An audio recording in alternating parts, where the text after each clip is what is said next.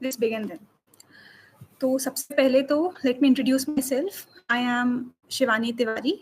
I belong to Jabalpur, Madhya Pradesh, and I have secured All India Rank 294 in the UPSC Civil Services Examination 2024.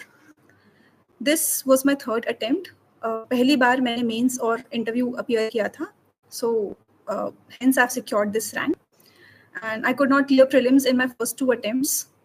In my first attempt, it was I missed the cutoff by 0.67 marks in the prelims, and then again could not clear prelims in second attempt. And this time, I could luckily clear all the three stages. Now, before we delve deep into this, सबसे पहले तो I want to congratulate and thank you. I want to extend my gratitude to UPSC Time platform, जिसने मुझे opportunity दी कि मैं आप सबके साथ कनेक्ट कर पाऊँ और आपके डाउट्स एड्रेस कर पाऊँ. और एक चीज़ पहले आपको एक मॉडस ऑपरेंडी बता देती हूँ.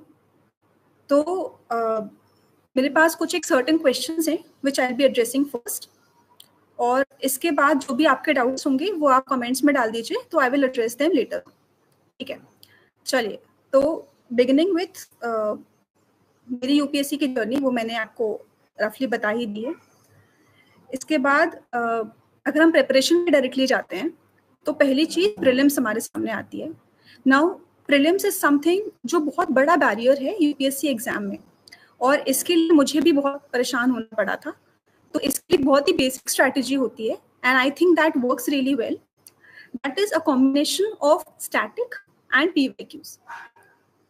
तो जैसे हम देखते हैं स्टैटिक में कुछ एक बेसिक सोर्सेस होते हैं जो सारे ही टॉपर्स रिकमेंड करते हैं, and no matter how much आपको लगे कि दूसरी चीज़ें पढ़ लेनी चाहिए, but static is the key in UPSC. अभी इस स्टैटिक के लिए हमें क्या करना है, तो जैसे जो भी स्टैंडर्ड बुक्स होती हैं, वन बुक और one subject, that was my agenda since the very first attempt. तो जैसे मैंने अपनी बुक लिस्ट टेलीग्राम चैनल पर भी शेयर की हुई है, you can find the link in the description. उसमें जैसे पॉलिटी के लिए बेसिक लक्ष्मीकांत हो गई, spectrum for modern India, geography के लिए 11th और 12th क्लास की एनसीईआरटीज, आर्ट एंड कल्चर के लिए नितिन सिंघानिया या फिर फाइन आर्ट्स की NCERT, ancient and medieval history के लिए जो वो हिस्ट्री के एनसीईआरटीज क्लास 12th की, those are really good source. For environment I followed Shankar IAS, and for economics I followed Mrinal sir की नोट्स, और बाकी इसको फिर हमने करंट अफेयर से सप्लीमेंट किया था. तो ये बेसिक सोर्सेज हो गए प्रीलिम्स के लिए. लेकिन प्रॉब्लम ये है कि everybody is using the same source.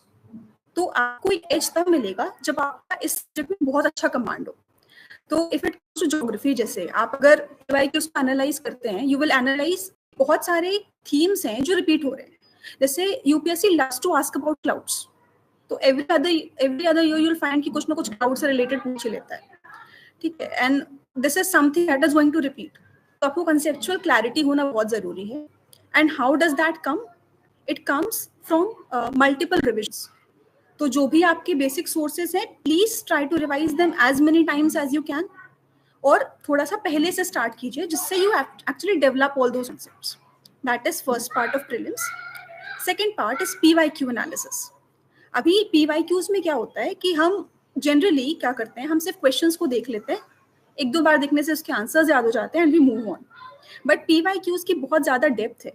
And if I have to say कि एक ऐसी क्या चीज़ थी जिससे मेरा 2 बार प्रीलिम्स नहीं हुआ और 1 बार हो गया, उसका बहुत बड़ा क्रेडिट है PYQs. I think that somebody spamming in the message. Please listen to me first. आपके doubts I will take. Please let me speak. हाँ, तो पीवाईक्यूज का आई वाज टेलिंग, पीवाईक्यूज में पहली चीज होती है उसका नॉलेज पार्ट. नॉलेज पार्ट के लिए हमें क्या करना है कि लास्ट एटलीस्ट 10 ईयर्स के पीवाईक्यूज हम उठाएंगे और सारे पीवाईक्यूज को हम डेप्थ में जाके स्टडी करेंगे. उसके अंदर जो भी लैंग्वेज यूज करी गई है, उसमें जो भी ऑप्शंस यूज करे गए हैं, there have been multiple cases. Even 2025 के एग्जाम में देयर वाज वन क्वेश्चन जो एग्जैक्टली पीवाईक्यू से रिपीटेड था. बहुत सारे थीम्स रिपीटेड थी, पर एग्जैक्टली रिपीटेड एक क्वेश्चन था. If I might find it, I will share it with you all. तो ये सारी चीजें होती हैं नॉलेज पार्ट ऑफ पीवाईक्यूज का. सेकंड होता है पीवाईक्यूज की language. Language in the sense हमने क्वेश्चन को कैसे फ्रेम किया गया है. अभी क्या होता है कि इस एग्जाम में सब इंटरप्रिटेशन का बहुत बड़ा इशू है. तो यूपीएससी क्या बोलने से क्या मीन कर रहा है, ये हमको पीवाईक्यूज के थ्रू ही पता चलता है. फॉर इंस्टेंस आपने अगर PYQs देखे होंगे तो पॉलिटी के क्वेश्चंस में you will generally find the constitution of India provides for. अभी नॉर्मल इंसान को समझ नहीं आएगा कि प्रोवाइड्स फॉर मतलब क्या, but if you observe it over the years you will realise provides for मतलब जब एग्जैक्टली लिखा हो कॉन्स्टिट्यूशन के अंदर. तो even though the statement might be true, अगर वो कॉन्स्टिट्यूशन में वर्ड बाय वर्ड नहीं लिखा है that means it is wrong. तो ये सारे हमको डेरिवेशंस लेने पड़ते हैं. इसके लिए बहुत सारे तरीके हैं, बट सबसे बेस्ट तरीका यही है कि प्रीलिम्स के 3-4 महीने पहले we should sit with the PYQs at least 10 साल पुराने. हिस्ट्री में you can go as back as 2000s तक के, और सारे ऑप्शंस को एनालाइज करो. जैसे बहुत सारी चीज़ें हैं जो हर साल ही पूछी जाती हैं, हर every other year is asked. तो ये चीज़ हम कर सकते हैं. इसके बाद में हर दिन जब 20-25 PYQs के साथ आप बैठोगे तो आपको रियलाइज होगा कि क्या चीज़ें हैं जो रिपीट हो रही हैं, किस लैंग्वेज में रिपीट हो रही हैं. तो once you understand that language you get into the mindset. अगर कुछ पूछा जा रहा है तो क्या सोच के पूछ रहा है और कितना लॉजिकली वो चीज़ सही है. अगर और वो जो सारे टॉपर्स को हम बोलते सुनते हैं कि common sense, actually there is no common sense. There is no common sense जिसको हम कॉमन सेंस बोलते हैं. फाइन, तो इम्पॉर्टेंट चीज़ हो गई. अब इसके बाद हम आ जाएंगे मेंस प्रिपरेशन पे. तो like this is the most crucial time जब हमको मेंस के लिए प्रिपेयर करना होता है. And as I already said कि कम्पिटिटिव एग्जाम है, तो आप जहाँ जहाँ पे एक एज ले सकते हो वो आपका काम करना होता है. तो जैसे it already 2 days, I would say 3 days to prelims इस बार. तो अभी start preparing diligently for mains. अब मेंस का प्रिपरेशन कैसा है, तो सिर्फ 2 फ्रंटियर्स हैं मेंस में प्रिपेयर करने के लिए. पहला है हमारा सिलेबस. तो यूपीएससी ने बहुत ही डिटेल्ड सिलेबस प्रोवाइड किया है मेंस के लिए, और इसके साथ हम देखेंगे PYQs अगेन. और इसको हमें क्या करना होता है, जैसे मेरा अप्रोच ये था कि 1 year before this exam I started with making my notes. तो सैडली मेंस के लिए हमारे पास एक कंसोलिडेटेड बुक नहीं होती है कि हम बोले GS1 तो ये बुक, ऐसा नहीं होता है. पर हम क्या कर सकते हैं कि हम मल्टीपल सोर्सेज से इंपॉर्टेंट इन्फॉर्मेशन को कलेक्ट करके अपने नोट्स प्रिपेयर कर सकते हैं. So I will come to note making later, but फिलहाल मेंस के लिए ये इंपॉर्टेंट है कि हम सिलेबस के हर एक पॉइंटर के लिए good quality and comprehensive notes बनाएं. अभी कॉम्प्रिहेंसिव कैसे, ये नहीं कि बुक सारी लिख लेनी है, but comprehensive in the sense कि जो जो एस्पेक्ट्स PYQs में पूछे गए हैं उनके लिए हमारे पास कंटेंट होना चाहिए. फॉर इंस्टेंस मान लीजिए चोला आर्किटेक्चर पे क्वेश्चन आता है GS1 में. अभी हमको देखना पड़ेगा कि सिलेबस में लिखा है आर्ट, आर्किटेक्चर एंड लिटरेचर. तो आर्किटेक्चर वाले हिस्से से चोला आर्किटेक्चर पे क्वेश्चन आया है. अभी we will sit back and think, या फिर हम नितिन सिंघानिया में जाके सर्च करेंगे कौन कौन से अलग टाइप के आर्किटेक्चर्स होते हैं. तो they might be Gupta architecture, they might be Chola architecture and other things. अब हमारा काम बनता है कि हम सफिशिएंट पॉइंटर्स निकाल लें उस टॉपिक से. फॉर इंस्टेंस अगर चोला आर्किटेक्चर है तो हम उधर से सफिशिएंट पॉइंट्स निकाल लेंगे कि इसकी क्या सिग्निफिकेंस थी, इसके क्या बेसिक फीचर्स थे, इसमें क्या चीज़ें थी जो दूसरे उसके कंटेम्प्रेरी से डिफरेंट थी. जैसे बुद्धिज्म जैनिज्म पे क्वेश्चन आता है ना, तो एक कंपेरेटिव एनालिसिस देना, that gives you a good understanding और आपके आंसर्स को डिस्टिंक्ट बनाता है. तो ऐसे करके every pointer of the syllabus we have to have our notes. लेकिन प्रॉब्लम ये है कि हम सिर्फ नोट्स बना के नहीं छोड़ सकते. तो if we have to score better, हमारे हर एक आंसर के अंदर कुछ एक इंपॉर्टेंट पॉइंट्स होने चाहिए, जैसे जिसको हम वैल्यू एडिशंस जनरली बोलते हैं. But again there has to be a balance. तो पहला पार्ट प्रिपरेशन का हो जाएगा कि हम बेसिक नोट्स बनाएं और उसके बाद हम उसको सब्सटैंशिएट करते जाएं. तो for current affairs I think newspaper हम जो भी फॉलो कर रहे हैं या जो भी हम मैगजीन फॉलो कर रहे हैं, उधर से उस सेक्शन से रिलेवेंट कुछ भी चीज़ हमको मिलती है. तो we have to keep adding the same to our notes. और उधर से एक्चुअली हमारे पास जो at the end of it जो नोट्स बनेंगे वो काफ़ी कॉम्प्रिहेंसिव होंगे. इसके बाद अगर आप टेस्ट सीरीज ज्वाइन करते हैं तो उसके मॉडल आंसर्स से आपको कंटेंट मिल जाएगा. आप किसी टॉपर की कॉपी रीड करते हैं, उधर से आपको कंटेंट मिल जाएगा. और जो भी आपके में मिसिंग है कीप एडिंग टू इट, और ऐसे करके आपका एक कॉम्प्रिहेंसिव नोट्स बन जाते हैं. That is one part. और PYQs को ध्यान रखना है कि जो थीम्स हो रही हैं उनको हम नेसेसरीली कवर करें अपने नोट्स में. This is one part. Now mains में just this preparation does not result into marks. Marks लाने के लिए आपको प्रैक्टिस करनी पड़ती है. एंड आई वुड से एक बहुत बड़ा गेम चेंजर रहता है, the more you practice the better your marks are. तो जैसे एक बहुत ही बेसिक चीज़ आप भी कर सकते हो कि आप डेली बेसिस पे 2 या 3 4 जितने आपको कंफर्टेबल लगे उतने PYQs से लिखना स्टार्ट करो. And whenever you write those PYQs, go back to your notes and see कि अगर इस टॉपिक से आपने क्योंकि पढ़ा उसको जाके आंसर लिखा, अभी go back to your notes and find out कि क्या ऐसी चीजें हैं जो आपके नोट्स में तो थी पर आपके आंसर में नहीं आई और क्या वो क्वेश्चन के साथ रिलेवेंट थी. Again, when you go back to your answer, you also check a topper's copy और सोचो या आप वही सेम क्वेश्चन जो टॉपर ने लिखा है आप वही क्वेश्चन खुद से लिखो एंड देन सी कि उन्होंने क्या डायमेंशंस कवर की है, उन्होंने क्या हेडिंग्स बनाई हैं, उन्होंने कैसे आंसर को स्ट्रक्चर किया है और वो आपने क्या नहीं किया. तो that creates a substantial difference क्योंकि उसको ज़्यादा मार्क्स मिल रहे हैं, आपको नहीं मिल रहे हैं. तो you have to bridge that gap. That is one thing. At the same time topper copy से आपको ये भी समझना है कि क्या आप demand of the question address कर रहे हो या नहीं. ये चीज़ आपको कोई भी एक्सटर्नल सोर्स, कोई टेस्ट सीरीज एवेल्युएशन नहीं करके देगा. तो that falls entirely upon you कि आप जो भी नोट्स बनाएंगे आप उसको आंसर्स में according to the demand of the question address कर पाएं. अभी इसके लिए क्या होता है, जैसे हम काफ़ी टॉपर्स का देखते हैं कॉपीज में कि जो भी क्वेश्चन है उसको हम सब पार्ट्स में ब्रेक कर लें और उसके सब पार्ट्स के हिसाब से हम अलग अलग हेडिंग्स बना लें. अब हर हेडिंग के हिसाब से हम पॉइंटर्स देंगे. तो जैसे काफ़ी लोग बोलते हैं पैराग्राफ में लिखें कि पॉइंट्स में लिखें, it is completely free. UPSC does appreciate a lot of innovation. But generally what we have observed over the years कि GS के आंसर्स लोग पॉइंट वाइज लिखते हैं क्योंकि मल्टीपल आप कभी अगर नोटिस करो तो 10 मार्कर्स में बहुत सारी हेडिंग्स बन रही होती हैं और 15 मार्कर्स में कंटेंट कम पड़ रहा होता है. तो हम अगर पॉइंट वाइज नहीं लिखेंगे तो हमारा 10 मार्कर का क्वेश्चन ही कंप्लीट नहीं होगा. तो उसके लिए what is important that we sit back with the question and we divide different headings जिसमें हम क्वेश्चन को ब्रेक कर सकते हैं और उन हेडिंग्स के अंदर भी जनरेट पॉइंट्स. और पॉइंट्स में भी इट इज इंपॉर्टेंट कि हम बड़े बड़े पॉइंट्स ना लिखें क्योंकि हमको पूरे क्वेश्चन की डिमांड एड्रेस करनी है. तो हमारा फोकस रहेगा कि हम मल्टीपल पॉइंट्स बनाएं instead of making one point and very comprehensive. That is one part. And using keywords in the answers. तो अगर आप IR पे कोई भी क्वेश्चन लिख रहे हैं, इंडो चाइना पे कुछ क्वेश्चन लिख रहे हैं, आप अगर मलिक का डिलेमा वर्ड यूज करते हैं, अगर आप belt and road initiative use करते हैं या आप कोई भी ऐसी चीजें यूज करते हैं जो आपको ज्यादा क्रेडिबल बनाता है, जो दिखाता है कि आप पढ़ के आए, आप मन से नहीं बना रहे हो, that you have to do. That is one part of it. And secondly यहाँ पे आता है हमारा डेटा, फ्लो चार्ट्स, टेबल्स, इन सब का सिग्निफिकेंस. तो जैसे सबसे इंपॉर्टेंट पार्ट होता है कि हम इससे डिमांड एड्रेस करते, और जो ऊपर का जो मिर्च मसाला होता है that comes from the value addition. तो जैसे इट इज जनरली सेड कि जो इंट्रोडक्शन रहेगा उसमें there should be some sort of data या कुछ करंट अफेयर्स, या हम 2-3 चीज़ों से इंट्रोड्यूस कर सकते हैं. डेफिनेशन से पहले पीपल यूज टू इंट्रोड्यूस, पर वो अब उतना रिलेवेंट नहीं है क्योंकि क्वेश्चंस भी वैसे नहीं आ रहे हैं. तो इंट्रोडक्शन ये चीज़ है. इसके बाद the body is the most important part of the answer.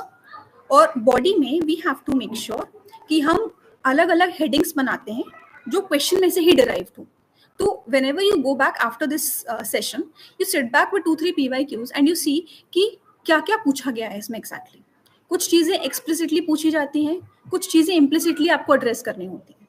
तो ये आपको ऑल ऑफ अ सडन नहीं आएगा, पर PYQs को बार बार देखने से प्लस टॉपर्स के आंसर्स देखने से you will find out that you have to create certain headings and under those headings a proper structure has to be maintain. अब स्ट्रक्चर का मतलब क्या होता है, जैसे मान लीजिए एग्रीकल्चर पे कोई क्वेश्चन है और आपको वो क्वेश्चन नहीं आता है, या आता भी है तो आपके पास बहुत सारा कंटेंट नहीं है उस पर लिखने के लिए. आप क्या करेंगे, आप एग्रीकल्चर के अलग अलग डायमेंशंस पे जाएंगे. अभी वो pastel approach is not working, अभी आप नई चीज़ें करते हो. तो जैसे अगर आप एग्रीकल्चर पे कोई क्वेश्चन लिख रहे हो तो you have to see agriculture में इनपुट्स क्या क्या डलते हैं. तो फॉर इंस्टेंस एक हो जाएगा आपका रॉ मटेरियल में सीड्स, इसके बाद fertiliser, pesticide, weedicide, water, electricity. ये आपका एक एस्पेक्ट हो गया. अब इसके अंदर आपके पास 5-6 पॉइंट्स वैसे भी रेडी हो गए, कोई भी टॉपिक हो गया. मान लो आप पूछो कि क्या प्रॉब्लम्स है एग्रीकल्चर में, तो ये एक एस्पेक्ट ये हो गया.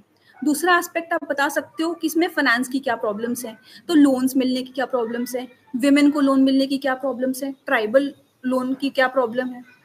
फिर आप आ जाओगे मान लीजिए इसकी पोस्ट हार्वेस्ट में जैसे आपको लॉजिस्टिक्स की क्या प्रॉब्लम्स हैं, कोल्ड स्टोरेज की क्या प्रॉब्लम्स हैं, मार्केटिंग की क्या प्रॉब्लम्स हैं.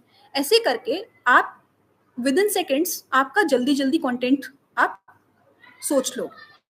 And it is often said कि मेंस में 1-1 मिनट का गेम होता है। तो इफ यू हैव दो स्ट्रक्चर्स प्रिपेयर्ड हर टॉपिक के लिए, कुछ बेसिक पॉइंट्स प्रिपेयर, तो नो मैटर व्हाट, अगर आपको नहीं भी कुछ सूझ रहा है तो आप वो पॉइंट्स को यूज कर सकते हो, और ऐसे करके you can structure your answer. इसके बाद इट इज जनरली सेड कि जो आपके क्वेश्चंस होंगे उनको एक पॉजिटिव कंक्लूजन पे लेके जाना है। तो अगर आपने कोई प्रॉब्लम डिस्कस की है तो आपको उसका सोल्यूशन भी देना पड़ेगा, because that is what a civil servant is actually suppose to do.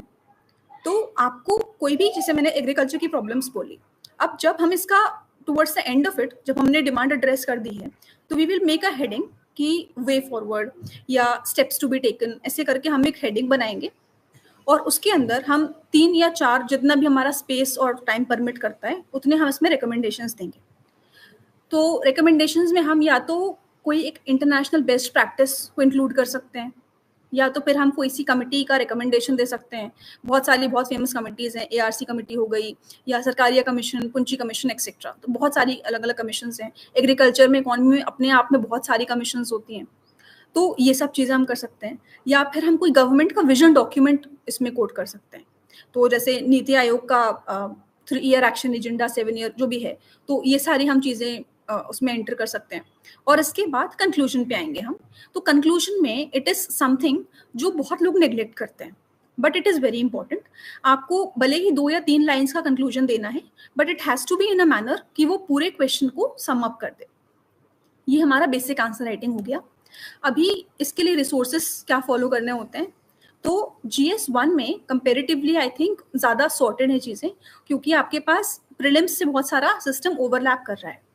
बचता क्या है, सोसाइटी, पोस्ट इंडिपेंडेंस, और I think that's it, world history थोड़ा सा बच जाता है। तो इन चीज़ों के लिए I will try to put up my own notes, या फिर आप किसी भी एक टॉपर के नोट्स को यूज़ कर सकते हैं। ऐसे करके हम GS1 मोर और लेस हो जाता है। GS2 में, और ऑल्सो टू मेक श्योर कि सारे हम इन चीज़ों की जो भी हम रिसोर्सेज फॉलो कर रहे हैं, इसको हम PYQs के साथ अलाइन करके यूज़ करें। तो पूरा जो रिसोर्स है उसको एंड टू एंड पढ़ने की ज़रूरत नहीं है, हमको सिर्फ उधर से मेन पॉइंट्स एक्सट्रैक्ट करने हैं PYQs के हिसाब से। ऐसे ही हम GS2 में आएंगे। तो GS2 में जो पॉलिटी वाला पार्ट है वो मैंने शुभ्रा रंजन मैम के नोट से किया था, because I have PSIR as my optional. तो GS2 मेरा गवर्नेंस और सोशल जस्टिस को छोड़ के बाकी सब मेरा ऑप्शनल में ओवरलैप हो गया था। इसके बाद गवर्नेंस और सोशल जस्टिस के लिए आप कोई भी कोचिंग का एक अच्छा मटेरियल उठा लीजिए, और उस मटेरियल से स्टिक नहीं करना है। आई मीन उसको एज अ बेस मटेरियल बनाओ और कीप फाइंडिंग थिंग्स। जैसे मान लीजिए एक टॉपिक है NGO हमारे GS2 में, उस टॉपिक को लेके ट्राई फाइंडिंग आउट कि क्या एग्जाम्पल्स हैं, क्या ऐसा कुछ हो रहा है न्यूज़ में। तो you can either go for Google search, या फिर न्यूज़पेपर्स के through you will find out. ये सारी चीज़ें जब आप अच्छे से उसमें ऐड करते जाते हो, मॉडल आंसर्स के थ्रू आप उसमें वैल्यू ऐड करते जाते हो, तो यू विल रियलाइज कि आपका जो बेस मटेरियल है वो एनरिच हो गया है। सिमिलरली फॉर GS3 बहुत सारी कोचिंग मटेरियल्स अवेलेबल होते हैं। एग्रीकल्चर के लिए I think I refer to only IAS का मटेरियल काफ़ी सारी जगहों पर, तो that is really good. Internal security के लिए बहुत सारे नोट्स हैं, जैसे शिवन सर ने अपने वेबसाइट पर डाले हुए हैं उनके GS3 के notes, that you can refer. Coming to ethics, जो एक बहुत ही डिमांडिंग और बहुत ही रिवॉर्डिंग पेपर है। एथिक्स के लिए I had prepared very comprehensive notes over the years. तो there is no one source that I can cite, but ethics में हमें ऐसा करना होता है, जैसे मैंने क्या किया था when I started, that I refer to 2-3 coaching material and I used to pick one thing out of it. अगर मुझे मान लीजिए इमोशनल इंटेलिजेंस की डेफिनेशन चाहिए, तो मैं 2-3 मटेरियल से जो मुझे सबसे अच्छी डेफिनेशन लगती है दैट आई विल पिक, सबसे कंसाइज जो लगती है वो भी, that I will pick and write in my notes. इसके बाद ऐसे कर करके I will keep adding dimensions. अगर कुछ मेरे में मिस हो जाता है तो I will keep adding from there. इसके बाद जो भी मैं टॉपर्स की कॉपीज रीड करती हूँ, I will write points from there. जैसे Shruti Sharma copies I have really used GS4, तो उनके इवन नोट्स बहुत कॉम्प्रिहेंसिव हैं बट बहुत अच्छे हैं। तो उधर से I have drawn out certain examples, I have drawn out certain case studies, या कुछ एक peculiar way of addressing the question. तो GS4 में वो बहुत इंपॉर्टेंट हो जाता है। इसके बाद ये आपका थियोरी वाला पार्ट है। इसके बाद हम आएंगे केस स्टडीज पे।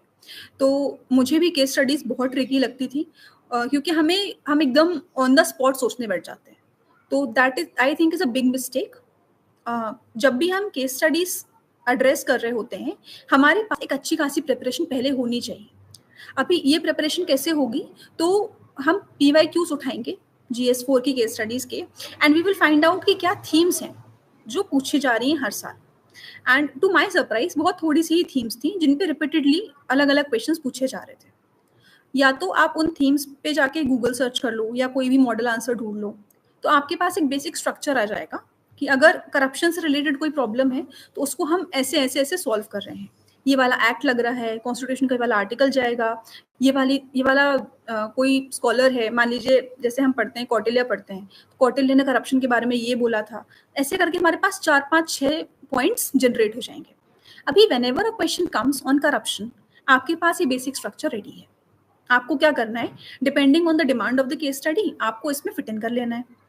ऐसे ही आप चीज़ें सर्च करते जाओगे and you will find out कि हर चीज़ के लिए आपके पास एक बेसिक स्ट्रक्चर, एक फॉर्मेट रेडी होना चाहिए।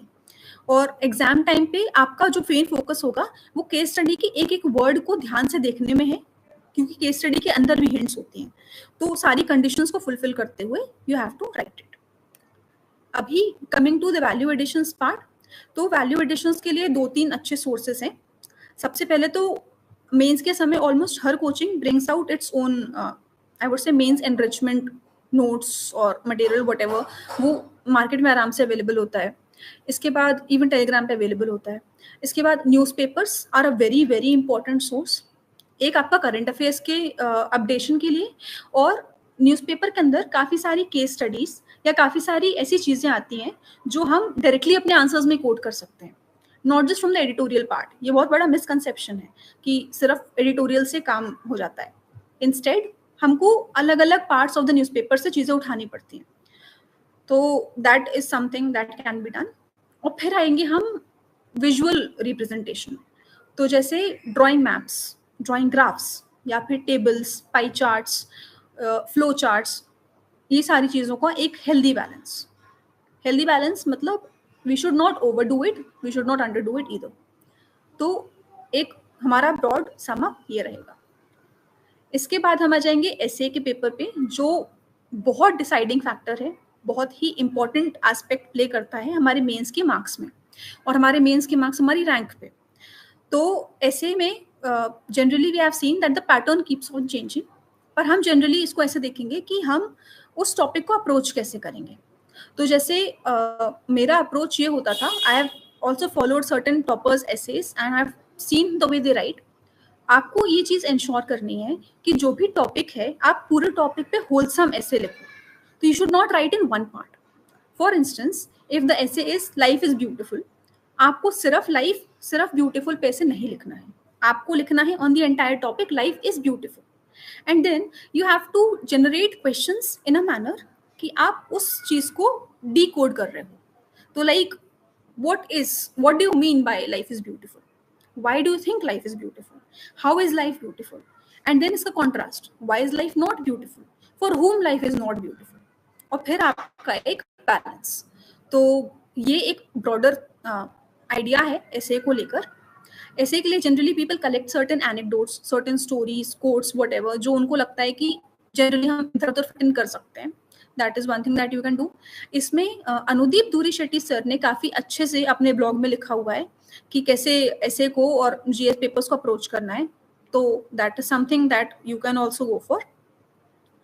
और आई थिंक ऐसे में more than anything else what matters is understanding what is being asked. तो जनरली हम डिमांड ही मिस कर देते हैं, and even I used to do that a lot. तो मेरी कॉपीज में भी I realise that I have written ऐसे on a particular sub part of the topic, बाकी पूरा छूट गया। तो इस चीज़ पे हमको रेगुलर प्रैक्टिस करनी पड़ेगी। Like if you have to give 26 attempt, तो आपको एटलीस्ट हर 10-15 डेज में एक ऐसे लिखना चाहिए, और वही लिखना चाहिए जो किसी टॉपर ने लिखा है, and then you can check कि हमने क्या अलग सोचा, उन्होंने क्या हमसे बेटर सोचा, और ऐसे करके you can align. Now coming to the last part of mains and the most important part, that is the optional. तो it was PSIR in my case, and how did I choose it? तो मेरा basic यही था कि I was aligning with the subject, because I am a BA graduate, तो political science was there in my graduation as well, and वो चीज़ मुझे काफ़ी comfortable लग रही थी. I could also do well in polity, तो उसके हिसाब से I've chosen PSIR. At the same time, इसका रिसोर्स मटेरियल काफ़ी अवेलेबल है, one of the most popular optionals भी है, और बस एक प्रॉब्लम है, बहुत लेंदी है. तो if you have to give 2026 attempt, it is advisable कि आप एज सून एज पॉसिबल अपने ऑप्शनल को पढ़ के प्रिपेयर करके रख लें. अभी प्रिपेयर करने की मेरी स्ट्रैटेजी क्या थी? तो ऑप्शनल में सबसे आई वुड से स्टैंडर्ड है कि शुभ्रा मैम के notes majority of the people are studying. लेकिन प्रॉब्लम भी यही है कि जब सब पढ़ रहे हैं तो फिर हम कैसे अलग कर रहे हैं. तो ऑप्शनल में अंडरस्टैंडिंग बनाना बहुत इंपॉर्टेंट है, और सेकंड पार्ट है उस अंडरस्टैंडिंग को रिफ्लेक्ट करना. अब अंडरस्टैंडिंग बढ़ाने के लिए हमको जो भी सोर्स मटेरियल हम रेफर कर रहे हैं, in my case it was Shubhra Ranjan ma'am's notes, तो I used to read those notes multiple times.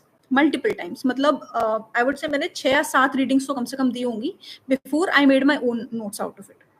तो एक एस्पेक्ट ये हो गया कि हम रीडिंग अच्छे से करें, एक सोर्स मटेरियल की मल्टीपल रीडिंग्स करें. इसके बाद इसमें से मैंने अपने शॉर्ट नोट्स प्रिपेयर किए थे, तो I will try to put it up on my Telegram and you can have a view. पूरे शायद मैं नहीं अपलोड कर पाऊँ क्योंकि मेरे पास थोड़े स्कैटर हो गए, but I will still try to put a sample out of it, कि जब आप वो नोट्स को रीड करें तो आपके पास कैसे क्रिस्प नोट्स बनने चाहिए. Crisp notes in the sense कि आप अगर एक स्कॉलर लिख रहे हैं तो उसके सारे इंपॉर्टेंट कीवर्ड्स उसके साथ एसोसिएटेड लिख सकते हैं. जैसे मान लीजिए अगर आप जैसे मान लीजिए प्लेटो के ऊपर कोई भी नोट बना रहे हैं, तो उस पूरे कंटेंट में से मैम के नोट्स में आई थिंक 50-60 पेजेस का प्लेटो दिया हुआ है. आपका वो एक पेज में आना चाहिए, और वो कैसे आएगा? जब आपने मल्टीपल टाइम्स रीड कर लिया है, तब आपको पता है कि प्लेटो की थ्योरी ऑफ जस्टिस क्या है. आपको सिर्फ ये ध्यान रखना है कि प्लेटो के साथ क्या क्या चीज़ें एसोसिएटेड थी, वो सारे इंपॉर्टेंट कीवर्ड्स आपके नोट्स के अंदर रिफ्लेक्ट होने चाहिए. Eight the same time optional में क्रिटिसिज्म बहुत इंपॉर्टेंट होता है. तो everything that you read has its critics. उनके क्रिटिक्स की कुछ अपने लॉजिक्स होते हैं. जैसे अगर रॉल्स थ्योरी ऑफ जस्टिस हम पढ़ते हैं तो उसके कितने सारे क्रिटिक्स हैं. एक कम्युनिटेरियन साइड से क्रिटिक आ जाएगा, एक फेमिनिस्ट साइड से आ जाएगा. तो ये हमको अपने नोट्स के अंदर इंक्लूड करना है, just the keywords after we have read multiple times. इसके बाद सेकेंड पार्ट है ऑप्शनल में हमारा. Okay, let me first disclose the sources. तो for paper 1 and 2 I have used Shubhra ma'am's notes. 1A I completely relied on her notes. I did basic value additions जहाँ जो भी मिला मुझे, पर 1A के लिए I completely relied on her notes. For 1B, using those notes as my base material, I used to add certain things जो मुझे बाहर से मिलती थी. तो जैसे पॉलिटी के लिए हम बहुत सारा जो वैल्यू एडिशन मटेरियल होता है, जैसे मान लीजिए केस लॉज होते हैं, या फिर आर्टिकल्स होते हैं, या फिर अलग अलग केस स्टडीज होती हैं. मान लो women representation in parliament topic है, तो रवांडा की एक मेथड बहुत फेमस है. तो ऐसे करके हम जो जो चीज़ें उठा सकते हैं हम उसी बेस नोट में लाके ऐड करते जाएंगे. ऐसे ही for 2A I completely relied on ma'am's notes and I think that is fair enough also. For paper 2B it is extremely dynamic. तो हमको क्या करना होता है कि हम मल्टीपल सोर्सेज ढूंढते हैं. पहली चीज़ हो जाएगी करंट अफेयर्स मैगजीन्स, वो हम GS मैगजीन्स के थ्रू उसको कवर कर सकते हैं. सेकंड यहाँ पे इम्पोर्टेंट है इसको GS2 से डिस्टिंक्ट बनाने के लिए कि हम कुछ थियरीज, कुछ स्कॉलर्स, कुछ अलग कॉन्सेप्ट्स को यूज़ करें अपने आंसर्स के अंदर. तो is my voice breaking? Anybody can please confirm?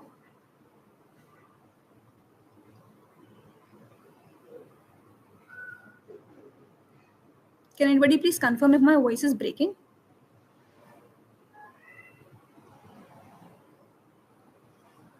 चलिए ठीक है, देन लेट्स कंटिन्यू. हाँ, तो I was saying paper 2B में करंट अफेयर्स का बहुत इंपॉर्टेंट रोल है. इसके लिए one of the most important sources is Palki Sharma ma'am की जो वांटेज करके शो होता है, that I really refer to a lot. उसमें काफ़ी एक डीपर अंडरस्टैंडिंग हो जाती है on a daily basis. Plus newspaper again is very important कि हम डेली बेसिस पे अवेयर रहें. और अगेन हम मिनिस्ट्री ऑफ एक्सटर्नल अफेयर्स की वेबसाइट पे इंडिया के रिलेशंस विद डिफरेंट कंट्रीज के ऊपर आर्टिकल्स पढ़े हुए हैं. उधर की लैंग्वेज, उधर का content we can directly use in our answers. और इसको हम सप्लीमेंट कर सकते हैं.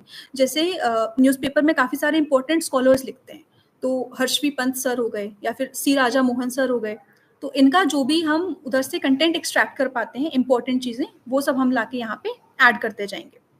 ऐसे करके हमारे नोट्स प्रिपेयर हो जाते हैं। अभी सबसे बड़ा एडवांटेज ह्यूमैनिटीज़ वाले ऑप्शनल्स में ये होता है कि पीवाईक्यूज बहुत हाई रेट में रिपीट होते हैं। And if you have prepared certain basic answers पुराने क्वेश्चंस के ऊपर, you have a very big chance कि वो क्वेश्चन आपके एग्जाम में आएगा and you will write that answer really well. तो इसके लिए पीवाईक्यूज को बहुत अच्छे से प्रिपेयर करना इंपॉर्टेंट है। I have used Kiran publications की बुक, उसकी पीवाईक्यूज की बुक है विच इज़ डिसेंट इनफ। तो हम एटलीस्ट एक टॉपिक पे सारे क्वेश्चंस देख सकते हैं और उन क्वेश्चंस के मॉडल आंसर्स हमारे पास रेडी होंगे, तो उधर पे हम अपने नोट्स में से ऐड कर चीज़ें इम्प्रूव कर सकते हैं। नाउ ये बेसिक हो जाएगा। उसके बाद आंसर बहुत इंपॉर्टेंट पार्ट प्ले करती है। तो जब हम आंसर्स लिख रहे हैं ऑप्शनल के लिए, पहली चीज़ वो पैराग्राफ वाइज होंगे, पॉइंट वाइज नहीं लिखा जाता है ऑप्शनल में। I have never seen like rarely, but it is advisable कि आप पैराग्राफ में लिखें। इसके बाद maintaining structure and flow in the answer is very important. तो जब आप एक थ्योरी के बारे में लिख रहे हैं, you should express that you have a in depth knowledge of that topic. जैसे हम रॉल्स थ्योरी ऑफ जस्टिस का एग्जाम्पल ले लेते हैं, तो उसके सारे इंपॉर्टेंट कीवर्ड्स हमारे आंसर में झलकने चाहिए। अगर हम रॉल्स थ्योरी ऑफ जस्टिस लिख रहे हैं तो रिफ्लेक्सिव इक्विलिब्रियम हो गया, या फिर वेल ऑफ इग्नोरेंस हो गया, जस्टिस एज फेयरनेस हो गया, ये सारी चीज़ें हमारे आंसर्स में दिखाई देनी चाहिए।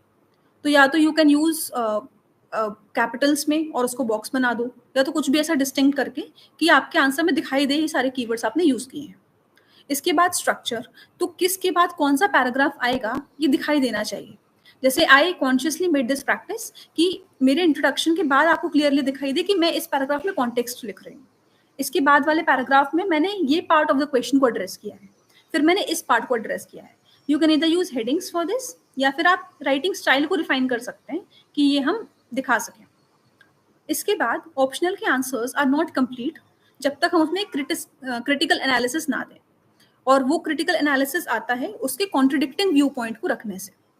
तो जैसे यही वाला एक टॉपिक है, तो इसमें अगर हम कम्युनिटेरियन क्रिटिक मेंशन करते हैं, अगर हम सोशल लिबरल क्रिटिक मेंशन करते हैं, तो that makes our answer more wholesome. और फिर हम एक कंक्लूजन देंगे। Conclusion will generally be of 2-3 lines, but वो हमारे पूरे क्वेश्चन को सम अप करते हुए एक पॉजिटिव कंक्लूजन होगा। तो for conclusions I generally tried कि किसी स्कॉलर ने फ्यूचर में फिर इस पर क्या काम किया। तो जैसे रॉल्स थ्योरी ऑफ जस्टिस है, तो रॉल्स के वर्क से इंस्पायर होके आगे किन किन लोगों ने किस किस फील्ड में काम किया है। तो जैसे विल किमलिका है, अमर्त्य सेन है, इन लोगों ने यहाँ से बहुत कुछ इम्प्रोवाइज करके आगे यूज किया था। तो दैट फॉर्म्ड माई कंक्लूजन। ऐसे करके मेरे ऑप्शनल के आंसर्स कंप्लीट होते थे। There is also one more source that many toppers do, but I did not find the luxury of time to use it.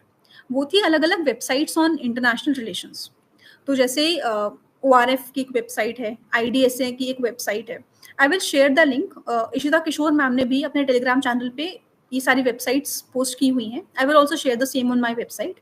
तो if you have some time, you can go through those websites and you can learn the way that content is written, the language that is being used, and also the content part of it you can borrow, और उसको अपने notes में add कर सकते हो।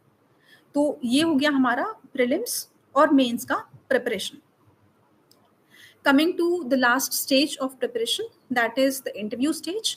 तो I've been fortunate that I have secured 205 marks. तो I think मैं आपको काफ़ी कुछ बता सकती हूँ इंटरव्यू के रिस्पेक्ट में। पहली चीज़ तो इंटरव्यू में आपकी पर्सनालिटी बहुत मैटर करती है, which you can not make in a day, but preparation तो कर सकते हैं हम। तो मेरे पास काफ़ी टाइम था प्रिपेयर करने के लिए फॉर इंटरव्यू। तो what I did was I divided my interview preparation into 3 parts. First one was the डैफ। तो जो भी आप डैफ में लिखते हो, it becomes a part of your syllabus and every word is by itself a chapter. तो जैसे my name, the name of my city, इसके बाद में मेरा स्टेट, तो ये सारे अलग अलग मेरे लिए हेडर्स थे। Now I used to sit back and think कि अच्छा अगर मेरा नाम है तो आप मेरे नाम से क्या क्वेश्चंस पूछोगे। तो जैसे इसमें मेरे 2-3 ब्रांचेस थे। जो मेरा नाम है वो एक शक्तिपीठ के ऊपर बेस्ड है। तो I studied that Shaktipeeth really well. I studied the entire story behind it. I read about different Shaktipeeths, then I read about religious tourism. तो जब हम एक ब्रांच में घुसते हैं, हम उसमें 2-3 लेयर ऑफ क्वेश्चंस प्रिपेयर करते हैं। तो मेरी अप्रोच यही होती थी कि पहली बात तो मेरे डैप के अंदर जो जो कीवर्ड्स यूज हो रहे हैं वो मेरे लिए वन नोट पे एक चैप्टर होते थे। अभी हर चैप्टर के अंदर आई विल थिंक कि इसमें अगर मुझसे रैंडमली कोई मिलता है तो वो मेरे इस वर्ड पे क्या पूछेगा, तो I have written that thing. जैसे मान लीजिए मेरे नाम का मीनिंग, मेरा नाम का मीनिंग है कि एक शक्तिपीठ पे डिराइव्ड है, उसकी ये स्टोरी है। अभी उसके अंदर की शक्तिपीठ कौन कौन से होते हैं, क्यों होते हैं, तो that second layer of questions. And then Shaktipeeth में लोग क्यों नहीं जाते हैं, क्यों शक्ति वर्शिप को हम तंत्र पूजा के साथ एसोसिएट करते हैं, दैट आई रोट। ऐसे करके मल्टीपल लेयर्स में। तो सबसे इंपॉर्टेंट होता है कि जैसे ही आपका मेंस खत्म होता है you have to sit back and start preparing these notes because it takes a lot of time. आपको डेली बेसिस पे सोचना होता है क्या पूछ सकते हैं। इसके बाद सेकंड है करंट अफेयर्स, जो इंटरव्यू के लिए मोस्ट इंपॉर्टेंट है। बाकी स्टेजेस के हिसाब से सबसे ज़्यादा इंटरव्यू में पूछा जाता है। तो करंट अफेयर्स के लिए I did two things. First was I refer to the Hindu and Indian Express. इसकी बहुत इंपॉर्टेंट हाईलाइट्स, काफ़ी लोग इवन इकोनॉमिक्स का न्यूज़पेपर वगैरह पढ़ते हैं, मिंट जैसे one of the important sources है। और सेकंड है I formed a group, peer group, और उसमें we use to sit back and discuss कि अच्छा ये क्वेश्चन, ये टॉपिक चल रहा है, इस पे क्या पूछेंगे, इस पे हमारा स्टैंड क्या होना चाहिए। और ये हम इवन जो transcripts on a daily basis आने लगती हैं तो हम ट्रांसक्रिप्ट से भी चीज़ें उठा सकते हैं कि ये पूछा गया था, अच्छा if I ask you this तुम कैसे बोलोगे, और इंग्लिश में ही आंसर करो सो दैट आपकी फ्लुएंसी आएगी। The choice of words can be rectified. मुझे मेरे मॉक इंटरव्यूज में काफ़ी बार ये फीडबैक मिला था कि my choice of word is not very appropriate for the occasion. तो ये आपको प्रैक्टिस करने से चीज़ें बाहर निकलते जाएंगी कि आपको क्या वर्ड किस प्रपोर्शन में कैसे यूज़ करना है। That was my approach to the interview. और इन तीनों स्टेजेस में ब्रॉडली सबसे इंपॉर्टेंट लर्निंग यही है कि प्रैक्टिस बहुत इंपॉर्टेंट है। प्रिपेयर सब कर रहे हैं but what sets you apart is the amount of practice that you put in. तो चाहे प्रीलिम्स हो, आपको डेडिकेटेडली पीवाईक्यूज को या कोई भी क्वेश्चंस को प्रैक्टिस करने को सफिशिएंट टाइम देना है। टेस्ट्स दे लो आप, चाहे तो आप पीवाईक्यूज को ही लिख लो या पीवाईक्यूज के ही सॉल्व कर लो फॉर प्रीलिम्स। इंटरव्यू के लिए बहुत सारी स्पीकिंग प्रैक्टिस करो, form a peer group and keep discussing things. तो this is everything from my end for the preparation, and now I will ask you all to please put up your questions. तो I will address them one by one.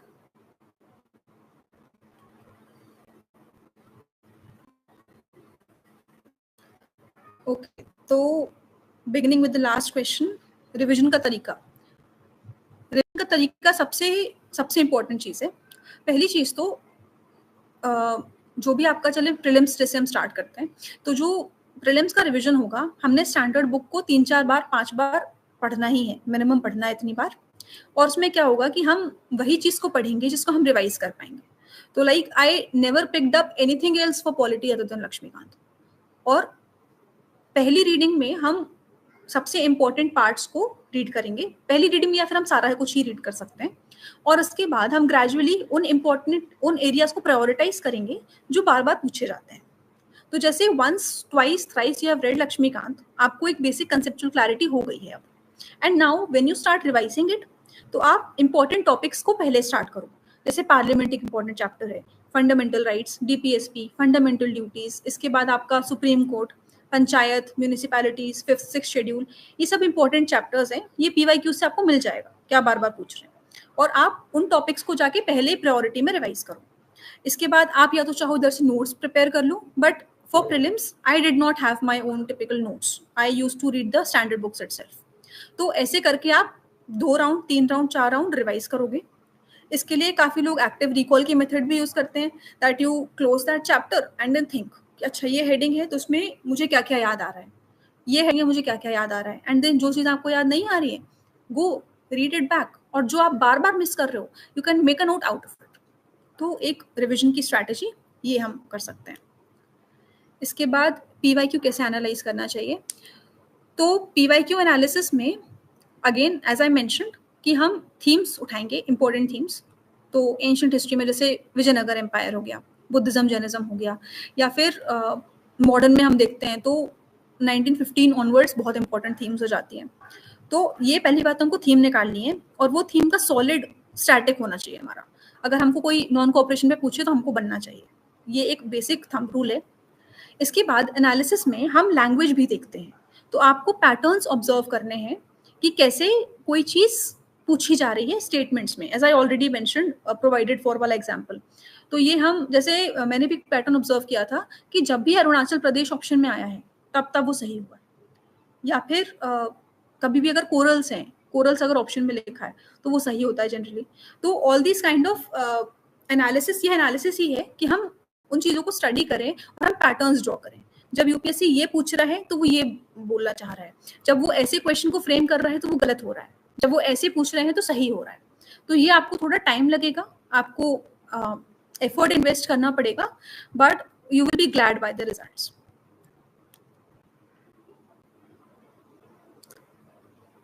I did not take any classes for PSIR. I just took the postal correspondence notes, and I also joined Shubhra ma'am's test series in 2022 attempt, but I could not make use of it क्योंकि तब मैंने syllabus ठीक से पढ़ा नहीं था, तो it was absolutely of no use to me.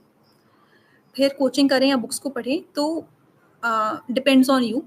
If you ask my personal opinion, I have not been to any coachings as such. तो books, I think majority of the books आप पढ़ के समझ सकते हो। तो अगर आपको लगता है कि आपको समझने में प्रॉब्लम हो रही है, या आपको डिसिप्लिन का प्रॉब्लम है, या आपको क्लास में ही चीज़ें समझ आती हैं, then you can go for coachings. Otherwise अगर आपको गाइडेंस सही से मिल रहा है, which I think is freely available now, तो कोचिंग्स का डिसीजन आपको खुद सोच के लेना चाहिए। आंसर राइटिंग में कंफ्यूज हो जाती हूँ, आते हुए भी लिखने में प्रॉब्लम होती है। Okay, so answer writing is something जो आप ग्रेजुअली ही डेवलप करोगे, किसी को नहीं आती। इनफैक्ट अगर आप ये एक्सपेक्ट कर रहे हो कि आपको फर्स्ट डे आप बहुत अच्छा आंसर लिखोगे तो दैट इज अ मिस्टेक। और काफ़ी लोग क्या करते हैं कि इसी फियर की वजह से they do not even start writing answers, जो बहुत बड़ा ब्लंडर है। तो आंसर राइटिंग के लिए एज आई ऑलरेडी मैंशन कि क्वेश्चन को डीकोड करना बहुत इंपॉर्टेंट है। तो और सबसे बेस्ट तरीका इसका यही होगा कि आप टॉपर्स की कॉपीज उठाओ और सेम क्वेश्चन पे आप अपना आंसर लिखो और फिर आप कंपेयर करो। तो आपको रियलाइज होगा कि कहाँ पे आपने कमी छोड़ी, कहाँ पे आपने क्या मतलब चीज़ें बेटर हो सकती हैं। ठीक है, तो आंसर राइटिंग में कन्फ्यूजन होगा, इनिशियली होगा, पर ये चीज़ प्रैक्टिस के साथ ही ठीक होती है। और बहुत सारे अलग अलग तरीके होते हैं, जैसे मैंने आपको बताया कि स्ट्रक्चर्स फॉर्म करने का होता है, तो हम सब्जेक्ट वाइज स्ट्रक्चर्स फॉर्म कर सकते हैं। एथिक्स का अलग, केस स्टडी का अलग, गवर्नेंस का अलग, वगैरह वगैरह। और ये करते करते आप धीरे धीरे खुद इम्प्रूव करने लग जाओगे। But also after you write one answer, do not leave it, go back to it, improve, देखो क्या कमी है, देखो क्या बेटर आ सकता है, कैसे आधा मार्क, 1 मार्क, 2 मार्क बढ़ाया जा सकता है। तो ये आपको करने से ही आएगी चीज़। How to prepare GS1 for mains, specially geography. या ज्योग्राफी के लिए आई थिंक मेंस में तो I have also not refer to anything else other than हमारी NCERTs। एक दो चीज़ें हम जो कर सकते हैं, जैसे PMF IAS में कुछ कुछ एक्स्ट्रा पार्ट्स हैं जो NCERTs में कवर्ड नहीं है, तो if you can find those notes, add those extra things. जैसे कि इवन मृणाल सर के हैंडआउट्स में I think that is available, जो हमारा रिसोर्स डिस्ट्रीब्यूशन वाला एक टॉपिक है in the GS1 mains syllabus. उधर से जो भी गैप्स फिलिंग है वो आप कर सकते हो। बट आई थिंक जितना ज़्यादा सोर्सेज को डाइवर्सिफाई करेंगे उतना हमारे लिए प्रॉब्लम्स होती हैं। तो आई विल सजेस्ट कि अगर आप मेंस के लिए ज्योग्राफी प्रिपेयर कर रहे हो, सबसे पहले set with the PYQs and check कि NCERT में क्या नहीं है, और जो नहीं है आप वो चीज़ें या तो गूगल कर लो, या तो कोई भी सप्लीमेंट्री कोचिंग मटेरियल से, या इन अदर वेज आप उसको गैप फिलिंग कर लो। But do not start with a completely new resource, specially for static subjects like geography. Multi dimensional answer कैसे लिखना चाहिए? ओके, एग्जाम्पल देके समझो।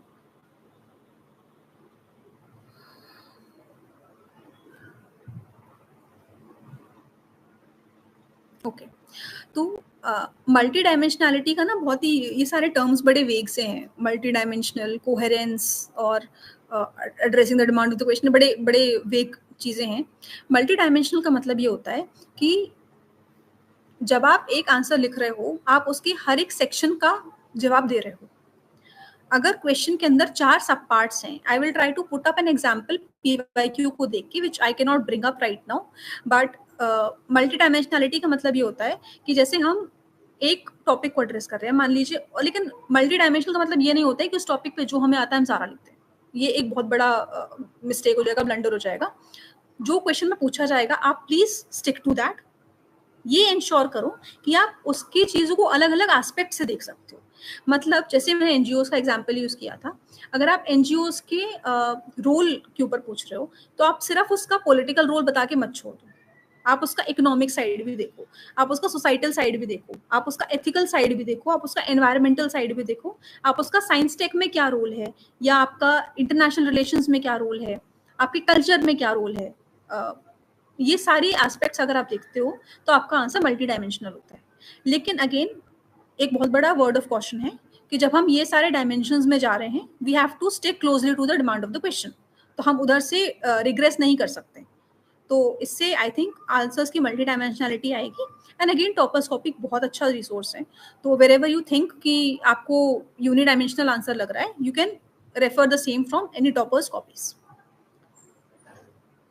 बिगिनर हूँ मेंस रेडी कब तक करें और कब स्टार्ट करें? Okay, so for somebody who is attempting the 2026 paper, I will suggest that you have to finish your mains as in आपके basic reading of the sources once, basic note making and basic answer writing, ये सब आपका दिसंबर and तक खत्म हो जाना चाहिए। क्योंकि प्रीलिम्स अगर आप पहली बार दे रहे हैं तो you require at least 5-6 months of practice. अभी जैसा प्रीलिम्स हो गया है, you can not just sit for 2 months and clear the exam in one go. तो to be on the safer side, अगर आप अभी से स्टार्ट कर सकते हो तो अभी से लेके दिसंबर तक आपके पास 6-7 मंथ्स हैं, इतने में आपका सफिशिएंटली मेंस प्रिपेयर हो सकता है। और इसके बाद जनवरी ऑनवर्ड्स, अगर आप बिगनर हो तो जनवरी ऑनवर्ड्स आप प्रीलिम्स की प्रिपरेशन शुरू कर सकते हो। मेंस में भी आप ट्राई करना कि आप जो 7 मंथ्स हैं, you have to divide that time very appropriately. तो उसके बड़े फिर थोड़े से like macro, meso and micro notes, sorry time tables बना लो। तो आपके पास मान लीजिए 7 मंथ्स है, तो 7 मंथ्स में आपको डिवाइड करना है कि आपके ऑप्शनल को 3 महीना लगेगा और आपके जीएस को 4 महीना, या वाइस वर्सा जो भी है। तो आप 3 महीने 4 महीने आपका ऑप्शनल कंप्लीट करो। ऑप्शनल में जो भी आप स्टैंडर्ड रिसोर्स पढ़ रहे हो, आप उसको थोड़ा सा स्पीड रीड करो, कॉन्सेप्ट्स बिल्ड करो, हैव एन आइडिया। इसके बाद पीवाईक्यूज जाके देखो कि क्या क्वेश्चंस पूछे गए हैं, क्या इस क्वेश्चन को आंसर करने के लिए मैं इस मटेरियल को यूज कर सकती हूँ। और इसके बाद धीरे धीरे आप थोड़े आंसर्स लिख भी लो। तो आई वुड सजेस्ट, अगर आप अभी लीन टाइम में हो, अभी जून से लेकर दिसंबर तक, तो writing 2 questions a day is good enough. इसके लिए आप चाहो तो कोई इनिशिएटिव ज्वाइन कर लो, या फिर आपके साथ कोई भी पीयर्स हो तो आप मिलके लिख लो, या अकेले लिख लो, बेस्ट। पर do this entire exercise till दिसंबर, और आपके पास इतना कॉन्फिडेंस होना चाहिए कि by the end of December अगर मैं आपसे पूछूं कि इंटरनल सिक्योरिटी का ये वाला टॉपिक कहाँ पे है, तो you should have your note कि हाँ यहाँ पे लिखा है, इसके बारे में ये चीजें हैं, ये पूछा गया था। इतनी अंडरस्टैंडिंग दिसंबर एंड तक बिल्ड करते हो, नाउ यू आर रेडी कि आप जनवरी से डेडिकेटेडली प्रीलिम्स की प्रिपरेशन पे शिफ्ट हो जाओ। आंसर पॉइंट वाइज लिखना चाहिए या डायग्राम बनाना सही रहेगा? दोनों चीजें इंपॉर्टेंट है, there is no black and white. Point wise answer लिखोगे पर आप सिर्फ डायग्राम बना के तो नहीं मार्क्स ला सकते हो, राइट? तो आंसर्स पॉइंट वाइज लिखो, जरूरत पड़े तो पैराग्राफ में भी लिखो, कोई मना ही नहीं है। And also use diagrams wherever appropriate. पर I have seen one copy जहाँ पे that person has used the one same flow chart in every single answer, 20 to 20 questions में same flow chart use हो रहा था। तो that seemed little too I would say not very convincing, तो please don't overdo that।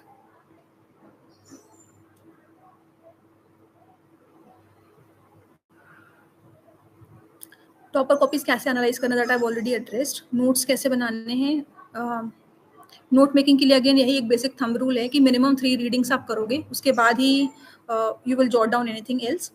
Note making में भी book को copy paste नहीं करना है। जब आप 2-3 रीडिंग कर लोगे, आपकी एक ब्रॉड अंडरस्टैंडिंग बिल्ड हो जाएगी, उसके बाद ही take out short notes. Notes थोड़ी सी कंसोलिडेटेड बनाने, मतलब पूरा एक्सप्लेनेशन नहीं लिखना है, आपको सिर्फ कीवर्ड्स उठाने हैं, चाहे ऑप्शनल के नोट्स हों चाहे जीएस के नोट्स हों, कीवर्ड्स उठाने हैं जो आप डायरेक्टली आंसर में लिखोगे। अंडरस्टैंडिंग के लिए आप ओरिजिनल सोर्स पढ़ो, और आपके नोट्स में से आपको सिर्फ important keywords, examples, data, facts, blah blah, ये सब चीजें इंक्लूड करनी है। How you prepare GS1 that I have told. Value addition कौन से सोर्सेज से करना चाहिए? वैल्यू एडिशन के लिए आई already mention newspapers, current affairs magazines, बहुत सारे सोर्सेज हैं। मेंस एनरिचमेंट का हर कोचिंग का मटेरियल ढेर सारा पड़ा होता है, तो उधर से वैल्यूएशन करा जा सकता है।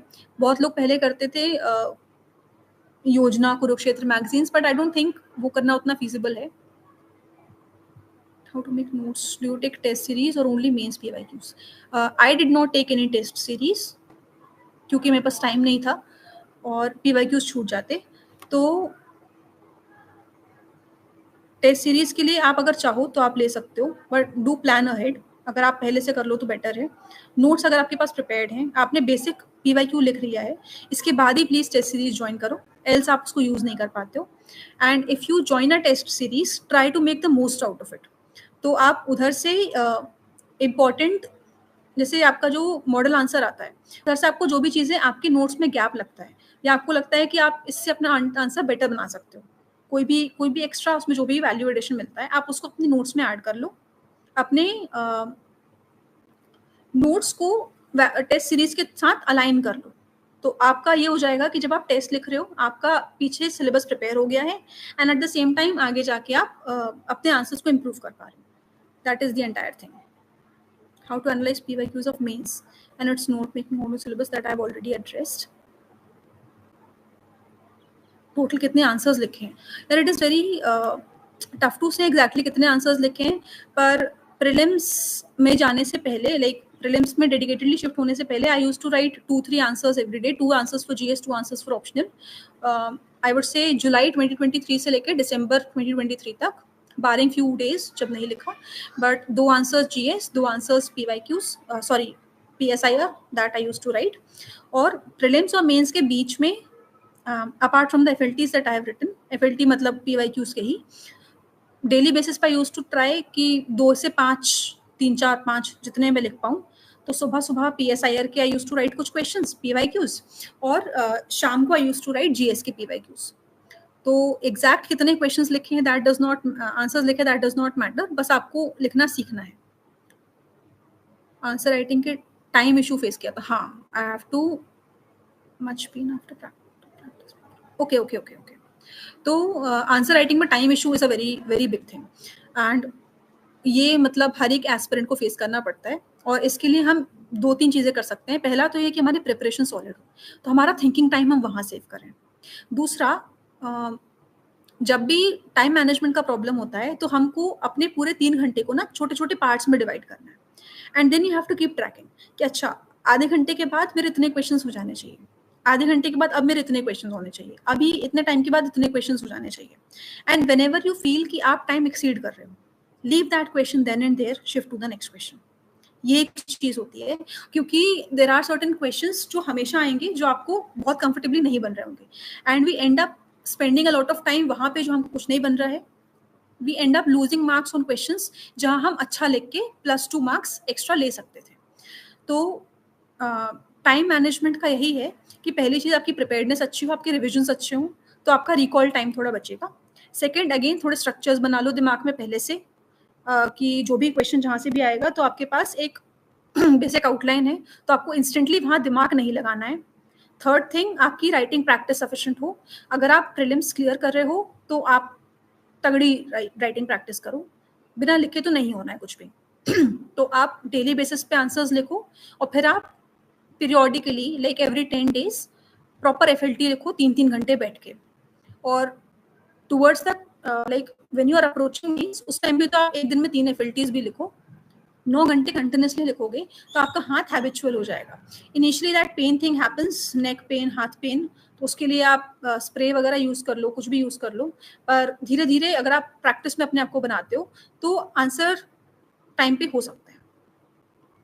सिचुएशन बेस्ड क्वेश्चंस को कैसे करना चाहिए? Situation based questions as in economics के लिए मृणाल सर बल्कि है।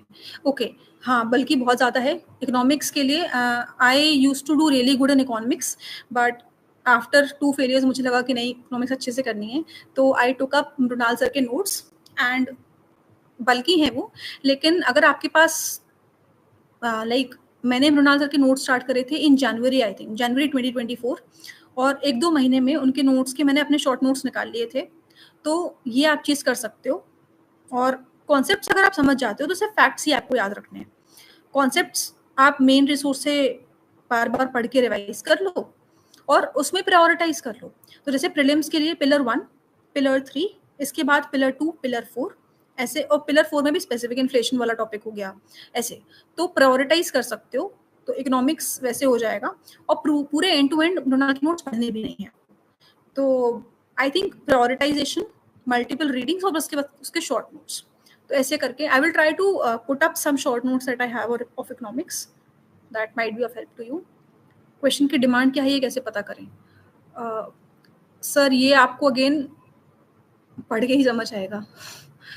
मतलब टॉपर कॉपी में जैसे बार बार बता रही हूँ वैसे कर सकते हैं।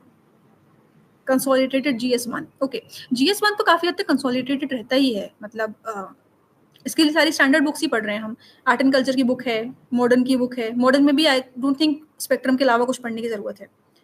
या फिर अगर आपको कंसोलिडेशन का प्रॉब्लम आ रहा है and if you have your mains in like 2025 का मेंस आप दे रहे हो, तो आप किसी भी टॉपर के नोट्स उठा लेना। तो काफी लोगों ने बहुत ही कंसाइज में सारे नोट्स लिख रखे हैं, क्योंकि आप अगर प्रीलिम्स दे चुके हो तो आपको बेसिक कंसेप्चुअल अंडरस्टैंडिंग तो है। तो आप वो कंसोलिडेशन के लिए किसी के नोट्स उठा लो और आप उनको यूज कर लो। जैसे मैंने last time I think world history के लिए किसी टॉपर के नोट्स उठाए थे। I try to link that on the channel. तो आप ये कर सकते हो कंसोलिडेशन के लिए। बट अदरवाइज इसका फंडा यही होता है कि आप जो भी एक्स्ट्रा चीज पढ़ रहे हो आप लाके अपने मेन रिसोर्स में ही ऐड करो। तो अलग अलग नोट्स ना बना के एक जगह पे सब रहेगा, तो consolidation will not be a problem.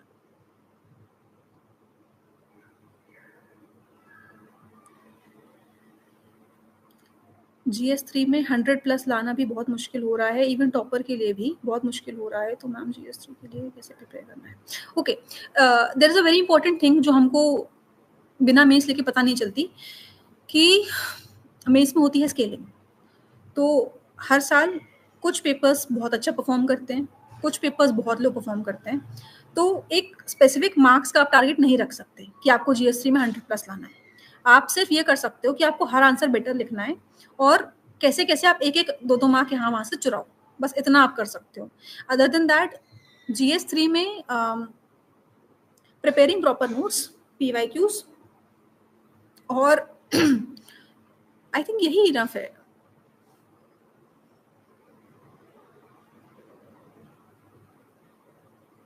PYQ से क्वेश्चंस रिपीट होते हैं क्या मैम? डेफिनेटली PYQ हम कर ही इसलिए रहे हैं। और PYQ से क्वेश्चंस एग्जैक्टली रिपीट होते हैं, प्लस PYQ की थीम रिपीट होती है, PYQ की लैंग्वेज रिपीट होती है। तो आप अगर PYQs बहुत सॉलिड करते हैं तो आपको एक्सपोनेंशियल बेनिफिट मिलता है, चाहे प्रीलिम्स हो चाहे मेंस हो। Useful government websites for UPSC, okay, government websites में सबसे इंपॉर्टेंट अगर हम करंट अफेयर्स के पर्सपेक्टिव से देखते हैं तो PIB is a very important website. GS2 के लिए PRS legislative research is a very important website. इसके बाद में नीति आयोग के काफ़ी सारे अलग अलग प्रोजेक्ट्स चल रहे होते हैं, बहुत सारी reports NITI Aayog has been publishing, तो वो एक इम्पॉर्टेंट चीज़ है। और government websites, external affairs ministry की वेबसाइट बहुत इंपॉर्टेंट है। अगर आप कहीं इकोनॉमिक्स में कुछ फंस रहे हो तो RBI की वेबसाइट इंपॉर्टेंट है, मिनिस्ट्री फाइनेंस की वेबसाइट। पर ये पूरी वेबसाइट नहीं पढ़नी होती है, हमको सिर्फ इधर से जो भी हमारे गैप्स हैं वो फिलिंग करनी है। अदरवाइज इनका जो मटेरियल है कोचिंग्स ऑलरेडी अपने कंटेंट में डाल रही है, तो there is no point sitting back and reading the same thing again.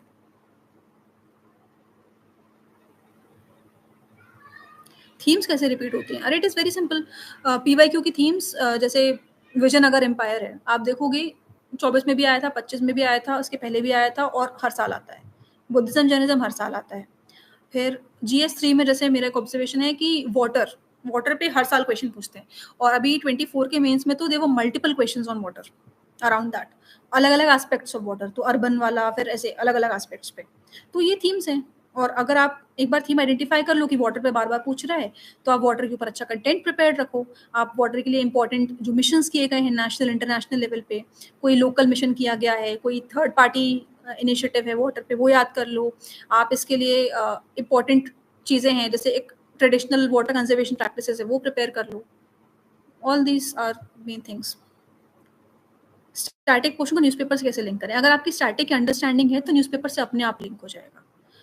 Obvious सी बात है, अगर आप फेडरलिज्म का टॉपिक लक्ष्मीकांत में जाके पढ़ रहे हो और आप गवर्नर का और स्टेट गवर्नमेंट का कोई भी डिस्प्यूट पढ़ रहे हो न्यूज़पेपर में, तो अपने आप लिंक हो गया ना कि जैसे मान लीजिए साउथ इंडिया के स्टेट्स है, दे आर आस्किंग कि उनको फिजिकल डेवल्यूशन ठीक से नहीं मिल रहा है, तो ये हम ऑलरेडी पढ़ते हैं अपने स्टार्टिंग में कि कैसे सेंटर स्टेट रिलेशंस में क्या प्रॉब्लम्स हो रही हैं, तो वैसे करके अपने आप लिंकेज एस्टैब्लिश हो जाते हैं।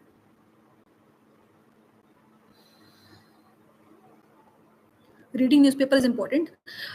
Personally I will suggest reading newspaper is important, क्योंकि सटली आपके अंदर इतनी सारी इंपॉर्टेंट चीज़ें नेचुरली इनकलकेट हो जाती है न्यूज़पेपर से, जो आप मैगजीन से रटोगे तो बहुत प्रॉब्लम होगी। तो न्यूज़पेपर से एक तो आपकी रीडिंग प्रैक्टिस हो जाती है, आपकी लैंग्वेज थोड़ी सी इंप्रूव हो जाती है if you have a problem with that, and secondly subtly चीज़ें आपकी प्रिपेयर हो जाएंगी। तो I will suggest reading the newspaper. Prelims mains और इंटरव्यू में यदि किसी क्वेश्चन का आंसर ना आ रहा हो तो कैसे आंसर करना चाहिए? ओके, प्रीलिम्स में तो बहुत सिंपल चीज़ है कि 30-40 क्वेश्चंस के आगे नहीं आ रहा है किसी को, या आ भी रहे हैं तो हमको 3-4 स्टेटमेंट्स में से 1 या 2 पता है, 2 नहीं पता।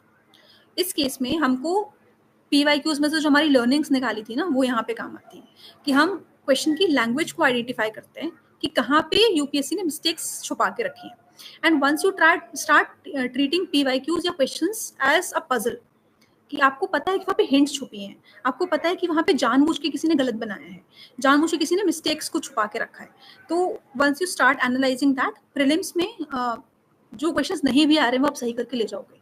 पर इसके लिए यही है कि बहुत सॉलिड पीवाईक्यूज की प्रैक्टिस कर लो। मेंस में भी यही चीज़ है कि leaving the question is not an option. Prelims में तो आप छोड़ भी दोगे, नहीं आ रहा है बहुत, तो मेंस में नहीं छोड़ सकते। तो मेंस में आप उस क्वेश्चन को बहुत ही ब्रॉडली इंटरप्रेट करो। जैसे एक क्वेश्चन आया था फ्योर्ड्स के ऊपर, आई थिंक 23 के मेंस में आया था। अभी फ्योर्ड्स के बारे में किसी ने डेप्थ में नहीं पढ़ा है, इवन ज्योग्राफी ऑप्शनल वालों ने काफियों ने नहीं पढ़ा है। अब आप इसको ब्रॉडली एनालाइज करो कि फ्योर्ड्स मतलब क्या, कोई सा एक फिजिकल फीचर होगा।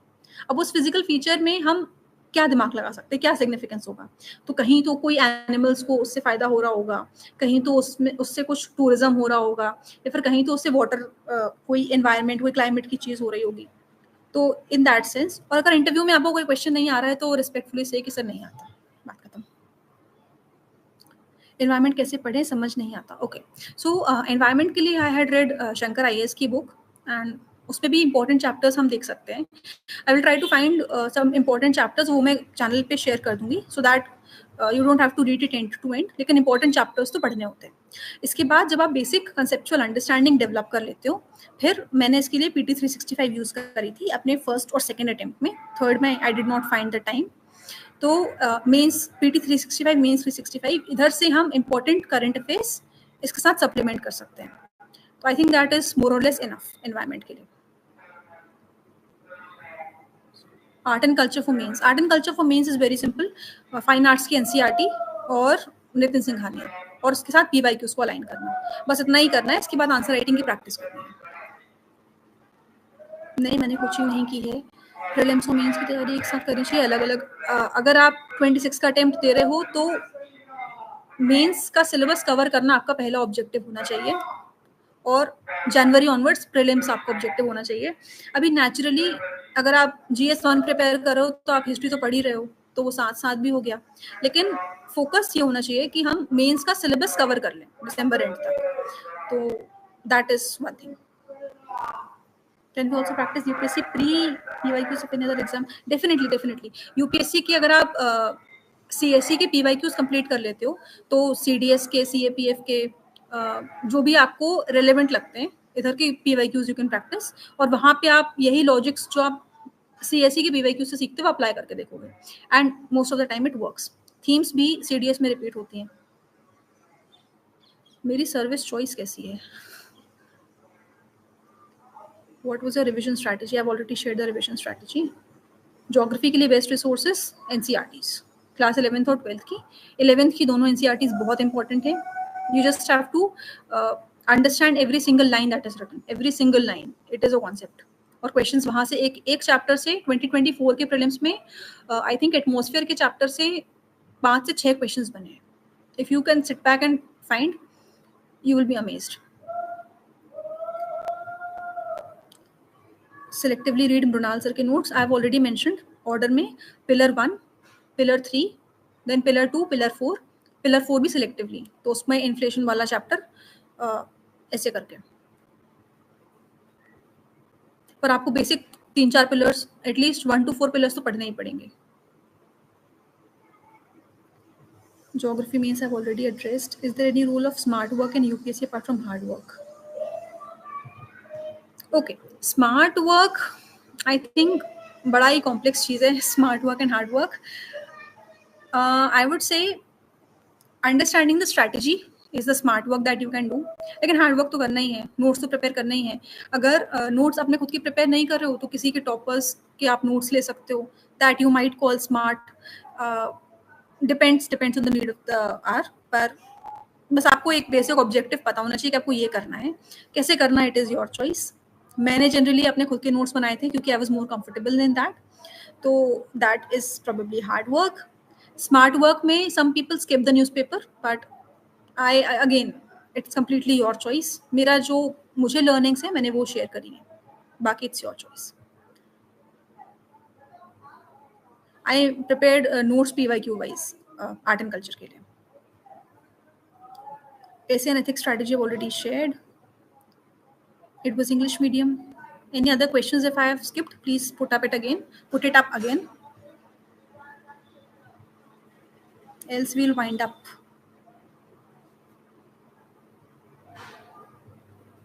Any more questions?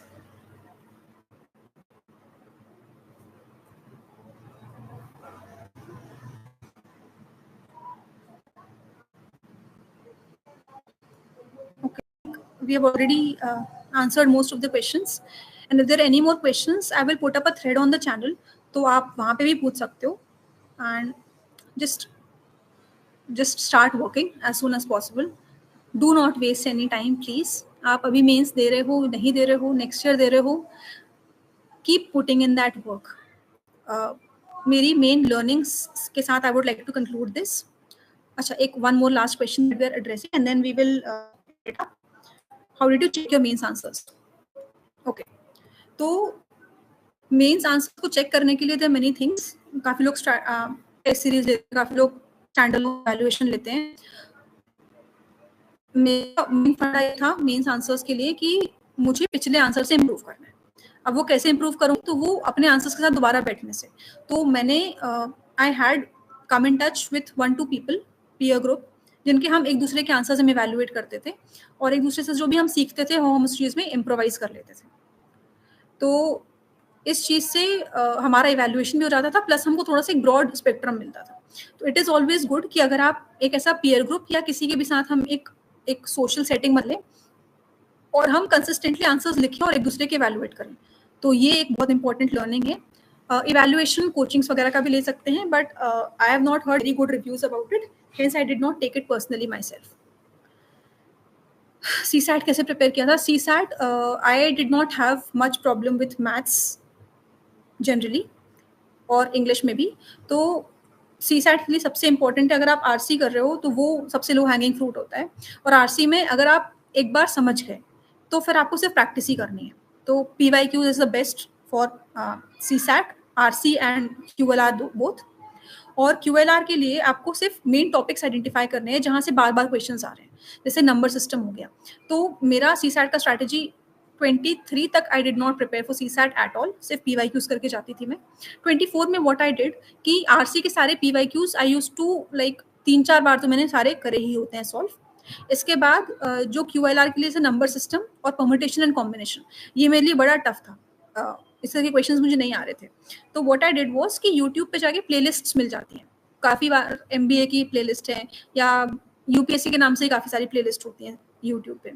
तो उन प्लेलिस्ट के थ्रू वो इम्पोर्टेंट और जो एरियाज मुझे नहीं बन रहे हैं, that area I use to prepare और उसको PYQ थ्रू प्रैक्टिस करती थी.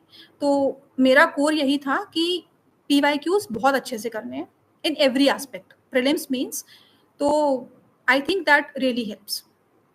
ओके, अभी एक ब्रॉडली एक चीज़ हम जल्दी से देख लेते हैं कि अगर आप अभी मेंस लिख रहे हो तो this is the high time for you to prepare along with a plan. Do not jump into the preparation. Make your strategy once, इसके बाद ज़्यादा ट्वीक मत करो एज लॉन्ग एज आपको कोई एविडेंट प्रॉब्लम दिख रही है.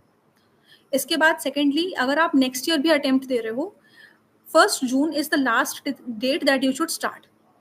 तो अगर आप जितने जल्दी प्रिपेयर करते हो, you always get a competitive advantage. और प्लान योर ईयर और whatever time that you have in a very nice manner, कि आप सारी चीज़ों को एडिक्वेट टाइम दे पाओ. And practice a lot. Prelims, mains, interview, practice like anything. आप उस जोन में जाना बहुत इंपॉर्टेंट है. जब प्रीलिम्स में हो तो एमसीक्यू के जोन में जाना इंपॉर्टेंट है. जब मेंस हो तो आपको आंसर राइटिंग के जोन में जाना इंपॉर्टेंट है. और इंटरव्यू के लिए तो स्पीकिंग प्रैक्टिस अटमोस्ट इंपॉर्टेंट है. तो ये तीनों एस्पेक्ट्स के लिए प्रैक्टिस करते रहो. Prepare on every aspect of the syllabus. Do not leave anything. Weightage static को सबसे ज़्यादा दोगे आप. लाइक आई वुड से 70%, नहीं नॉट 70%, 40 to 50% स्टैटिक जाएगा. 30 to 40% आपका प्रिपरेशन PYQs होगा. और 10% में आपका आ जाएगा करंट अफेयर्स या जो भी सप्लीमेंट्री मटेरियल है, और इसके साथ में rigorous practice. Then I think या that's it. Or this exam is something that requires a lot of hard work, a lot of patience, a lot of consistency and discipline. तो but यही हमारा test of character भी है कि अगर हम civil servant बनने जा रहे हैं जिसको 12 घंटे से ज़्यादा नौकरी करनी है, तो the preparation has to be tough, and so are we, right? तो with this, I think we should wind up the session. It's already more than an hour. And I'll be putting up a thread of questions, so you can ask your doubts there as well on the channel. And if you have not joined the channel, then please, I'll be adding the link in the description. Please add it, join it from there. And thank you for joining me here.